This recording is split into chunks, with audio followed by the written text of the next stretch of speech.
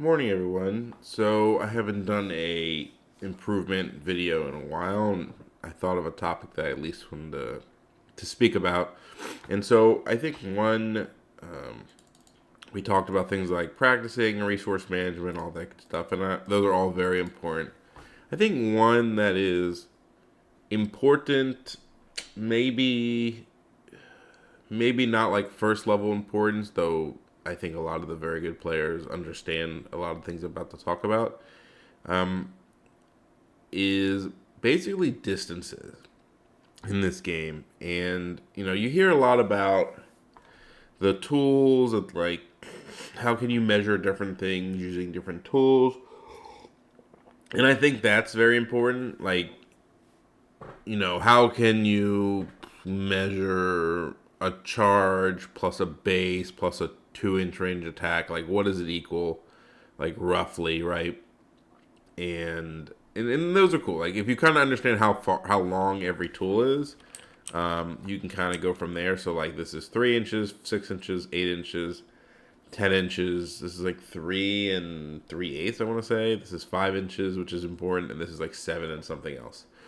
Um, and then you look at the bases and you go, okay, this is a little bit over an inch. It's 35 millimeters. An inch is 25. This is 50 millimeters. So this is 52 inches. And this is 65 millimeters, which is a little bit more than 2 inches. And then you can like put them together. So like a very easy example, and I'm not going to go through, this video isn't to go through every example of distance versus whatever, but for an example purpose, so let's say somebody drops an extract, right? They drop it 2 inches from themselves, right? They're going to drop it 2 inches, and I don't have an extract here. I can unlock. I'll just, let's say they drop it 2 inches from themselves, then it goes roughly here. This is a little bit bigger. And then you would be standing up here, and you can do an inch from yourself, right?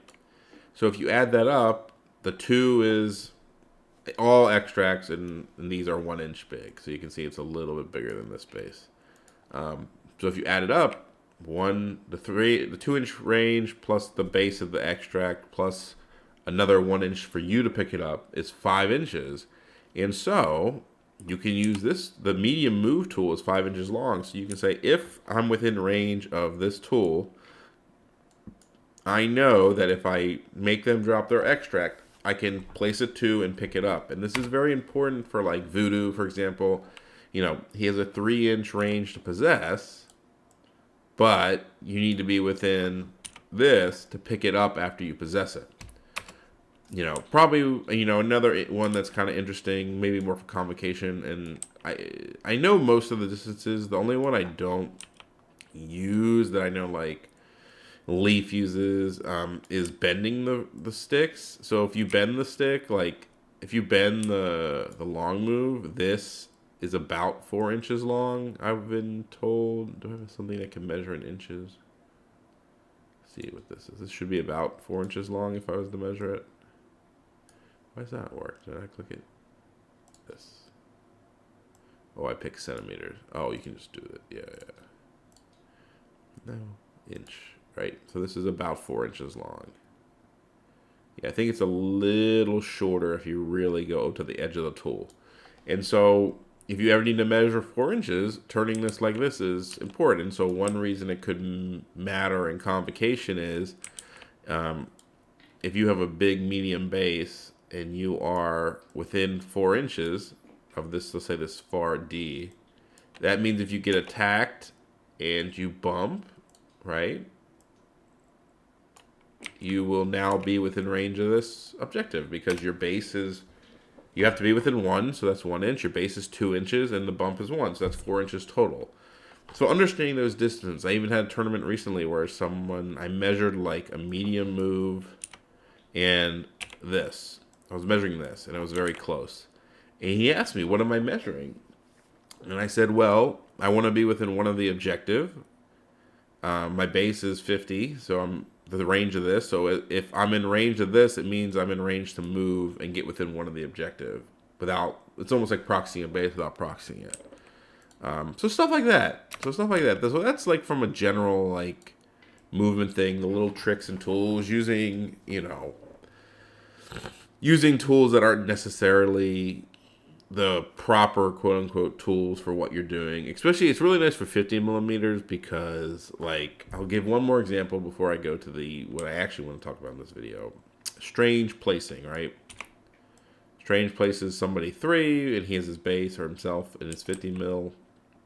The 4-inch is where he'd end up. So if you, I don't know, if you did this, you would see where the tip of Strange base ends up, as opposed to trying to guess 3 and then placing off of it, because this whole thing is range 4. So the final, if we do this, let's just do something cool, just to prove the measurements right. If we do this, I'm 4 from this thing. I put this out, and now I place range 3. I'm going to be right on top of it, right there, within a millimeter. So yeah, that's how you can do measurements like that, and they come in handy. Like, you just got to know, and they're very situational. Now, the ones that are probably a little bit more important early on, I didn't want to do that. I wanted to deployment lines. Are the objective ones. Now, this one has every objective, and it's hard to tell which one's which. But you kind of can. I kind of know from the shape of what they are. So we'll do it. The only weird ones are like the sword ones and stuff like that. But we're not going to go through every example today, so it's not a big deal. I think this is a meteor. This has to be a meteor if these two are the other ones. But there are very big turn 1 stuff that some are very intuitive, not even just turn 1, but just like general stuff. So I'm going to go through some examples. But what I want to get is, when it comes to getting better, is you're not going to memorize everything the first time. You're not going to memorize that. I'll give you, okay, here's an example, a non-deployment one. But this is one that you won't probably memorize until you've done it a good bit. If you are, so this is a D right here. And I believe, oh Jesus, one of these is a D. I think it's this one. I think this is the paranoia. Pretty sure this is a D over here. And one thing you'll note, if you have a small base with a medium move and you're sitting on this back D, you will not make it to the other one in 2 moves if you're sitting on the back of it. Okay? But if you're sitting on pretty much any other place of it, like if you're just not as far away as possible. So like say, so a lot of times people will like put somebody just randomly on the D, maybe a Wong or something. And if you want to rotate from the front of it, you can make it to the other one, assuming terrain is not in your way. So that stuff is good to know for, like, games where you need to rotate. It could be the difference between getting a point over here and not getting a point.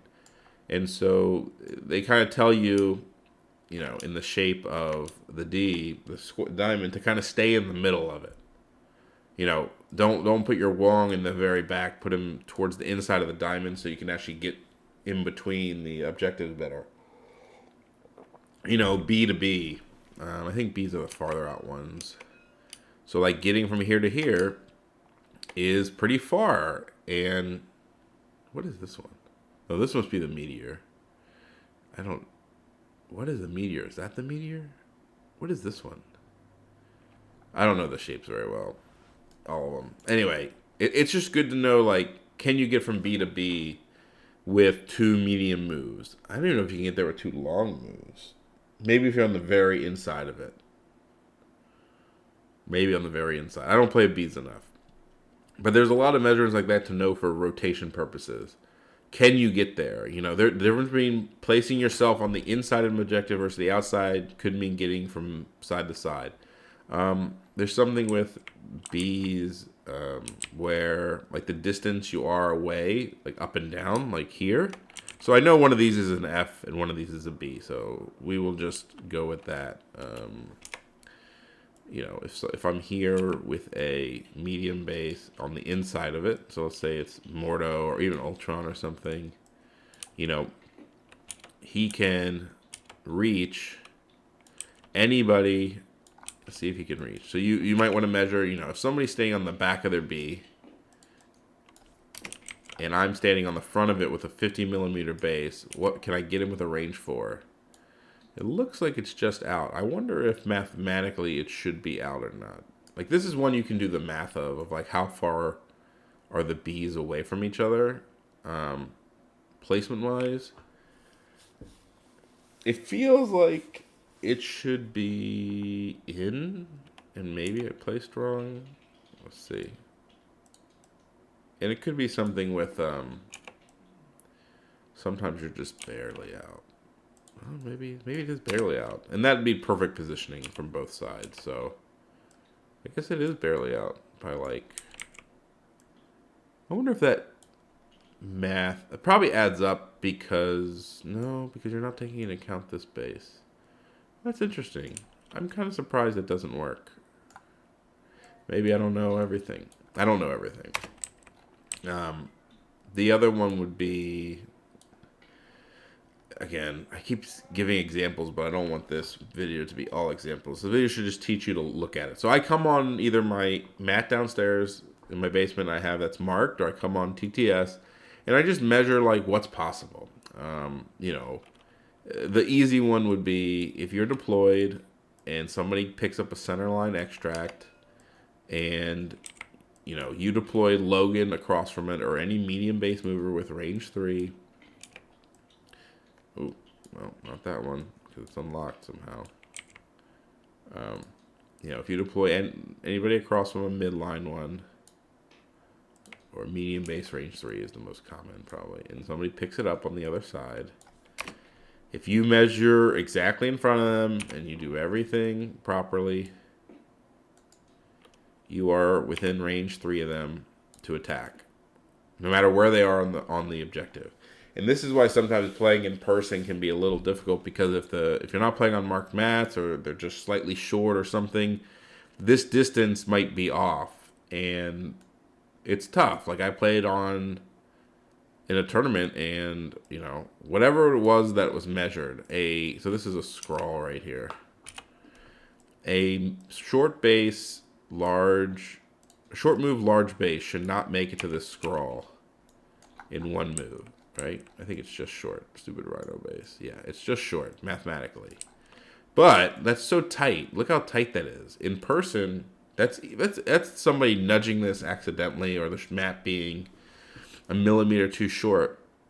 And I also don't know how to handle that in person. Like, if somebody does it, like, I don't do it because I know it can't happen, right? And do you just be like, hey, that's not possible? This is why I'm an advocate for marking mats and people understanding. But if the person's not good enough, what are you going to do? Like, be like, you measured wrong? I guess you could remeasure it and show them. But it's good to know that you can't do it.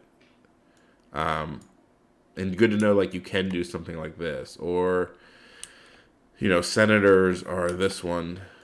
Like, this is a senator, right? This is a senator in a scroll. And so if one guy's on one side of the senator and someone's on the other side of the senator, I don't know why I'm doing that one. I'm not trying to mark it. Somebody's on the other side of the senator. You're not within range 3. It's off. Why is this important? Something like, so look how far off you are. Are you within range? But I do know. So this is important, because if like a medium base mover picks up the senator and your medium base mover one walks, one long base or whatever, somebody with one action picks up this senator, that you won't be able to attack him. Now, one thing that's kind of actually interesting is, and this is something, you're seeing me test something live. I do know that if you're both on the back of the senator, you don't reach. And so something you might test is, well, can I move far enough to not do that? Because the medium base mover has more move than just the back of the senator, right? He can actually get up farther. And I think he's still short.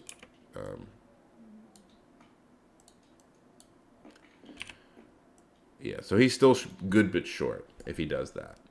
So so it's good to know, right? If you see like Strange, like Doctor Strange across from a senator, and you want to pick up the one across from him, you know that he can't one walk and get in range of you if you put yourself exactly 1 inch behind the senator. Good to know. But something I know that's also, like, somebody might know that, and so this is like the next level is, I know that if I give Strange a power from Wong, and somebody walks up to that one, I can place myself with Scalpel 3, which gives me extra range, and now I am within 3, and all I have to do is get 1 power on my double tap to pick up the senator and be where I was before. Something I couldn't have done. Now, if we want to expand that, if you're playing something like Senators on a D shape, you can say, well, if I put my Strange on this one, the side one, if they ever put somebody on, one here, I can place within 3, attack him.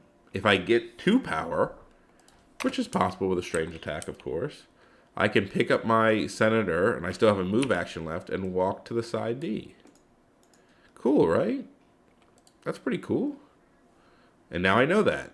And it's possible. And the fact that it's possible, like, really helps play the game. Easy ones would be long movers can get to the center scrolls in 1 move. Medium base movers can get there in 1 move. A long base can't get to the center extract in 1 move. That's an easy one to measure, but new players are sometimes surprised that they can't get there all the way. There's just a lot of little situations you might want to do. Bump actually creates a lot of little ones that are interesting. If you're playing against somebody like Sam Wilson or Sherry, for example, Sam's probably a good example for complication. But so let's just say you're standing on this point, and let's just say you're on the back side of it, right? If Sam pushes you off because Sam's OP and he can shield throw you off, right? Now he has to do damage to do this, and if you bump back, okay, you don't get back to the point. But if you measure it right, and if you're sitting, I think it's directly on top. If you're like directly on the middle with a 50mm base, then I believe no matter which direction you get pushed, you can bump back within 1.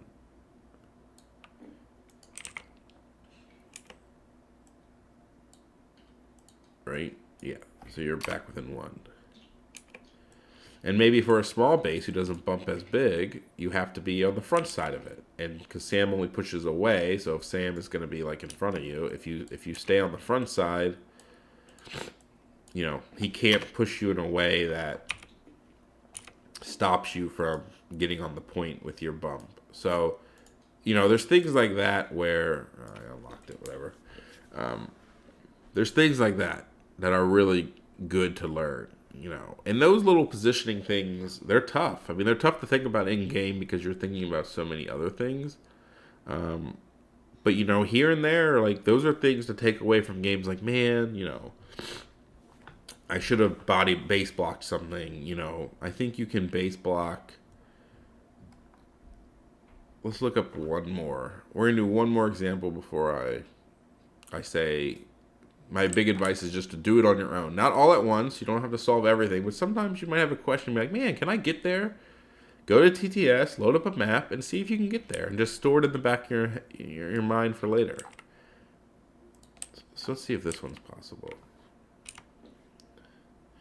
So we all know you can, a medium base, medium mover can double walk and get to somebody's back F or B. Right? You double walk it. You can get there. So I can pick this up. But what maybe, let's clone him. Right? Maybe what you can do is also, if you think they're going to do this, you can put a character, here, and they can't get to it anymore. Right? Now, all of a sudden, this guy, the best he can do is here, because you're body blocking him, and now all of a sudden he can't grab it or he can't contest it. where this might be important. If you think they're going to try to steal your back F without eyes on the prize and just double walk, pick it up like a lizard or something, and you have priority maybe with like Ultron, you can, or a grunt character, you can walk his grunts in front of yours and say, all right, you can't make it to me in one go. Or you put your grunts like right here and say, all right, it's blocked. You're never going to make it here. And then you go pick up the other one, and all of a sudden they can't grab your back one. Stuff like that. As I said, there's a lot of these in the game. They're not always intuitive of when they're going to come up. They're, the ones like turn one stuff, like who can get the middle scrolls, who can get the centers, where can you double walk and get to successfully. If you're playing maybe Convocation, where can you like get to and bump? Like you can walk to a side senator and put yourself on the edge of it, like on this side of it, and then say, okay, I might get attacked by somebody, but if they attack me and I bump, I'll make it to the side D, so they're not going to attack me anyway because I'm going to get the objective. Stuff like that. And taking advantage of it. Base blocking, stuff like that. Think about it and think about situations, especially for rotations is really big. Just what's possible turn one. And then there's some more for like mid-game, late-game stuff where you can, I don't know, you got to think. And sometimes you miss it. You got to think, hey, I was barely out of rotation. Could I have placed myself somewhere better? Was it even possible? And some of them, it's not possible, and it's good to know. And some of them, it's possible with good placement in the turn before, and, you got to think about it. It's also good to think about it from the enemy's stand and be like, oh, I know he can't make it, or I know he can make it, or I know he barely makes it, and I want to stop it. The one I want to figure out for myself is, assuming this was correct, these are two paranoias. I want to know if somebody puts ASM, here. Say this is ASM. I keep saying I'm not going to be done. And he can get to it in one walk, right? He can get to either one to pick it up in one go. What I want to know is, if I play Ultron and just pick up one, say I double walk, pick up this one, and double walk the grunts to like here, can I stop him from picking it up in one walk? I think I can. So, sometimes with priority, ASM players will just put themselves in the middle and say, I'm going to take either one of the paranoia. And can you say, hey, I'm going to pick up this one. I'm not going to take damage because my grunts are there. But my grunts have now stopped your ASM from making it to this one in one go. And maybe it ruins their plan if they don't know you can do it. Right? And so this is little things that adds up, knowing the measurements of the sticks, being able to measure different things. Do I think the hype of when casters like talk about somebody measuring weird things with like a range 5 when they don't need a range 5 is a little overblown? I do. I think it's a little, I kind of laugh about it because I'm like, it's not this Houdini like magic. It's like just knowing a couple distances and being able to manipulate tools to get to what you need. It's not that hard. But the knowledge to do it, the knowledge to know when to do it is important in this game. And I think when you're really starting to look and get some of those smaller increments of percentages to get better and win, this is a very good place to start to look and get better at. Yeah. Thanks for listening.